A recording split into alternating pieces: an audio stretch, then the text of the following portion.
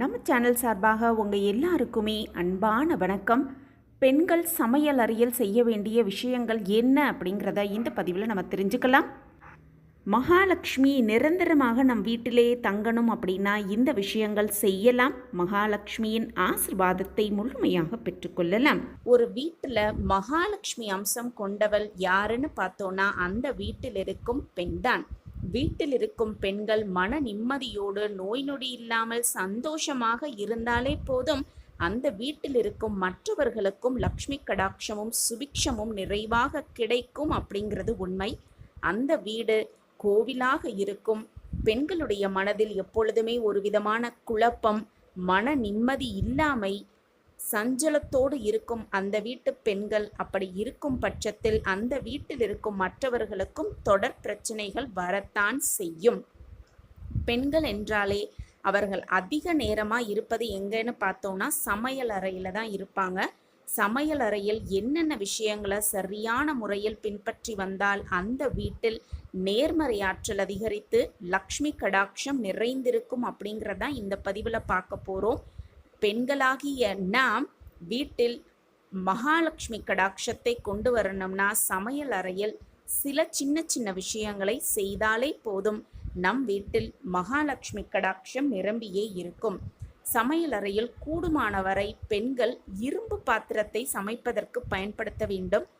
இரும்பு தோசைக்கல், இரும்பு கடாய், இரும்பு சட்டி இது போன்ற பாத்திரங்களை தினந்தோறும் சமைக்கும் பழக்கத்தை கொண்டு வரும் பொழுது நமக்கு வீட்டில் நேர்மறை ஆற்றல் அதிகரிக்கப்பட்டு உடல் ஆரோக்கியத்தில் இருக்கும் குறைபாடுகளும் நீங்கும் அப்படிங்கிறது சொல்லப்பட்டிருக்கு. அதுபோல முடிந்தவரை பிளாஸ்டிக் பொருட்களை சமையலறையில் பயன்படுத்தும் வழக்கத்தை எவ்வளவுக்கு எவ்வளவு நம்ம குறைத்து கொண்டே வருகிறோமோ அவ்வளவுக்கு அளவு நம்ம வாழ்க்கையில் மாற்றங்கள் வருவதை நம்ம கண்கூடாகவே பார்க்கலாம். அது மட்டும் அல்லாமல் சமையல் அறையில் ஃப்ரிட்ஜ், குளிர்சாதன பெட்டியை கண்டிப்பாக வைக்கவே கூடாது. இது தவறான ஒரு செயல். அது மட்டும் அல்லாமல் சமையல் அறை பக்கத்திலோ அல்லது டைனிங் ஹால் பக்கத்திலேயோ அந்த குளிர்சாதன பெட்டியை வைப்பது சாஸ்திர ரீதியாகவும் நன்மை அப்படின்னு சொல்லப்பட்டிருக்கு. அதனால் மறந்தும் கூட ஃப்ரிட்ஜை சமையல் அறையில் வைப்பதை தவிர்த்து விடலாம். அதுபோல் ஒரு வீட்டில் தென்கிழக்கு மூலை எப்பொழுதுமே சுத்தமாக இருக்க வேண்டும் அப்படின்னு சொல்லப்பட்டிருக்கு. வீட்டின் தென்கிழக்கு மூலை அசுத்தமாக இருந்தால் அதனுடைய பாதிப்பு அந்த வீட்டில் இருக்கும் பெண்களை மட்டும்தான் சேரும். பெண்களின் மனமும் உடல்நிலையும் பாதிக்கப்பட்ட அந்த வீட்டில் இருக்கக்கூடிய எல்லாருடைய முன்னேற்றமே தடைப்படும். இதுதான் நிதர்சனமான உண்மை. வீட்டில் இருக்கிற எல்லா பெண்களுக்கும் இது புரியும்.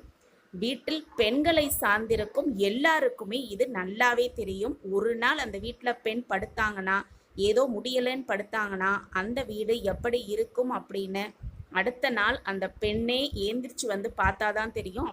அந்த வீட்டில் இருக்கிறவங்களுக்கும் கண்டிப்பாக அது புரியும். வீட்டில் கஷ்டங்கள் வருவதற்கு நிறைய வாய்ப்பு இருக்கிறது.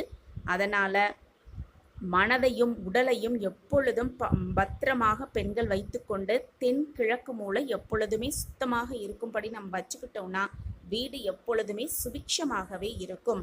சமையல் அறையில் எப்பொழுதுமே அஷ்டலக்ஷ்மியின் திருவுருவப்படம் இருக்கும்படி பார்த்து கொள்வது ரொம்பவே நல்லதாக சொல்லப்பட்டிருக்கு. அந்த அஷ்டலக்ஷ்மி திருவுருவப்படத்திற்கு முன்பாக ஒரு மண் குடுவையில் கல்லுப்பு வைத்து அந்த கல்லுப்பை சமையலுக்கு பயன்படுத்தி வந்தால் வீட்டில் லக்ஷ்மி கடாட்சம் நிறைந்து இருக்கும் அப்படின்னு முன்னோர்கள் சொல்லப்பட்டிருக்கு. முன்னோர்கள் சொல்லியிருக்காங்க. அவங்களும் அதன்படி தான் நடந்துட்டு இருக்காங்க. நாமளும் அதன்படி நடக்கலாம். அது மட்டும் அல்லாமல் ஒரு சமையல் அறை என்றால் அந்த சமையல் அறையில் கட்டாயமாக ஊறுகாய் இருக்க வேண்டும். அதுபோல் அஞ்சரை பட்டி எப்பொழுதுமே சுத்தமாக இருக்கும்படி நம்ம பார்த்துக்கணும். சில பேர் வீட்டில் அஞ்சரை பட்டி பார்த்தோன்னா அதில் இருக்க பொருட்கள் எல்லாம் சிதறி இருக்கும். அப்படி இல்லாமல் அஞ்சரை பட்டியை ரொம்பவே சுத்தமாக பராமரித்தோன்னா அதில் இருக்க பொருட்கள் எப்பொழுதுமே நிரம்பி இருக்கும்படி பார்த்து கொள்ளலாம்.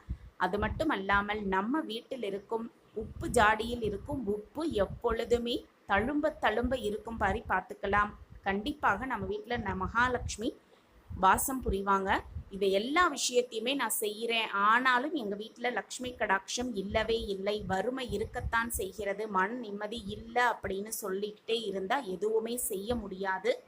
இந்த விஷயத்தை மட்டும் செய்தால் பத்தாது. நம்ம வீட்டில் இருக்கும் பெண்கள், அதாவது குடும்ப பெண்கள் காலையில் எழுந்து சுத்தபத்தமாக குளித்து வீட்டையும் சுத்தம் செய்து, குறிப்பாக பூஜை அறையை சுத்தம் செய்து, நிலை வாசலையும் சுத்தம் செய்து, மங்களகரமாக மஞ்சள் குங்குமம் இட்டு மலர்களால் அலங்கரித்து, வீட்டை மட்டும் சுத்தம் பண்ணால் பத்தாது, நம்ம மனசையும் சுத்தம் பண்ணி உடலையும் சுத்தம் செய்து நிறைவான இறை வழிபாடும் இருந்தால் எப்பொழுதுமே வாழ்க்கையில் நல்ல மாற்றங்கள் இருக்கும். நமக்கு நிச்சயமாக கைமேல் பலனை கொடுக்கும் அப்படிங்கிறது உண்மையிலும் உண்மை. இந்த பதிவு உங்களுக்கு பயனுள்ள பதிவாக இருக்கும் அப்படின்னு நான் நம்புகிறேன். நம்ம சேனலில் நீங்கள் ரொம்ப ஆதரவு கொடுத்துக்கிட்டு வரீங்க. எனக்கு ரொம்ப சந்தோஷம். உங்கள் ஆதரவும் மென்மேலும் எங்களுக்கு கிடச்சிக்கிட்டே இருக்கும் அப்படிங்கிற நம்பிக்கையோடு மீண்டும் ஒரு புதிய பதிவில் பார்க்கலாம். இந்த பதிவு உங்களுக்கு பிடிச்சிருந்ததுன்னா லைக் பண்ணுங்கள், ஷேர் பண்ணுங்கள், அப்படியே ஒரு கமெண்ட்டையும் போட்டுருங்க. உங்கள் கமெண்ட் தான் எங்களுக்கு மிகப்பெரிய ஒரு ஊக்கமாகவே இருக்கும். மீண்டும் ஒரு புதிய பதிவில் பார்க்கலாம். நன்றி, வணக்கம்.